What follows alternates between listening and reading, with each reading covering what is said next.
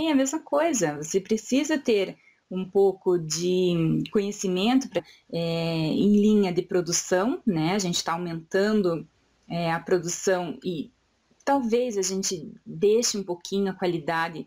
Quanto tempo que eu demoraria?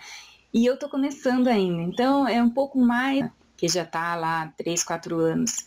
Eu tenho que pensar também no meu esforço. É diferente de eu ter 10 peças para fazer, né? Porque, então, que opção que eu posso ter, né? E aonde que eu posso, como valorize teu trabalho, não deixe que as pessoas desvalorizem teu trabalho por causa disso. Se você fez a mão ou no molde, ter um material que você vai usar, que vai fazer toda a diferença na tua peça, você demonstrar o teu carinho e cuidado com o teu trabalho em toda a parte da produção, passar por isso, sabe?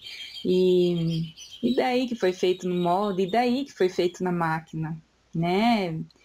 São trabalhos diferentes e que ela tá crescendo bastante com as roupinhas de bebê que ela faz personalizado, mas ela não faz a roupinha, né? Ela recebe a roupinha pronta, ela faz o design ali das parcerias certas, né?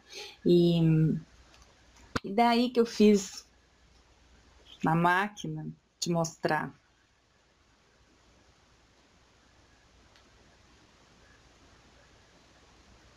Não ficou fofinho do mesmo jeito? Sabe? É uma opção que a gente tem. Então, vai da nossa escolha, o que a gente quer realmente, se é demorar um pouco mais e cobrar mais, ou que a gente trabalhe um pouco mais e a gente ganhe mais na quantidade. Então, é uma questão de escolha, é uma questão de se identificar, né? Uma questão de perfil de pessoa. O importante é que você encontre o teu jeitinho aí para você vender os seus produtos e que você consiga se sentir bem com isso, né?